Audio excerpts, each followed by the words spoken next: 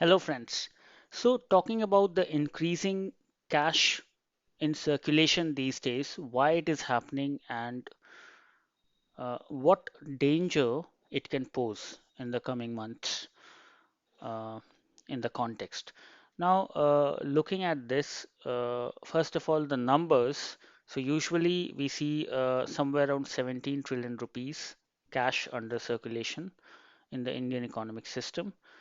Now it has been increased to 25 trillion rupees, which is near about $400 billion. This spike in cash coming in the hand of people out of banking system and the economic activity is to be seen in context. Now, normally we have when the cash is out in the hands of people, people spend it, and more economic activities happen. So it's a good positive thing for the economy to drive, and cash acts as uh, a liquidator and enhance the transactions and everything more in the festive seasons. So there's always a spike of cash in circulation during the festive season. However, this is not a festive times, and cash increase with such a quantum, up to 50%, what we have seen over a normal base in the times of uh, so much electronic uh, media for the flow of cash and economic activities. In this context, this 50% looks much more. So that needs to be kept in mind. The two things, there's no festive season and no expenditure like that happening, which happens usually, and for that cash may be required. Secondly, a lot of electronic payments are there, unlike before. So yeah, definitely after the watershed event of demonetization, a lot of electronic platforms have taken up, like Paytm and all, so that we seldom carry so much cash.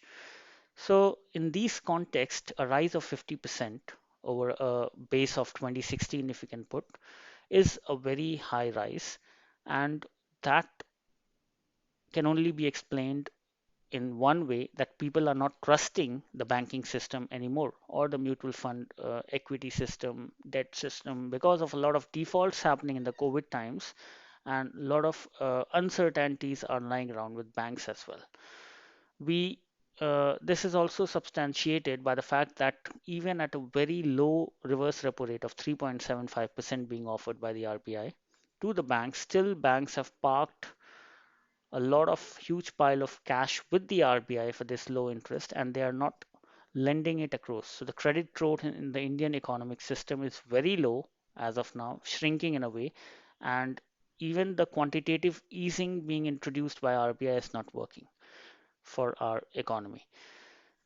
From the retail investors' perspective, we understand that okay, we have seen how the Sensex have drawn down, and the bearish environment all across.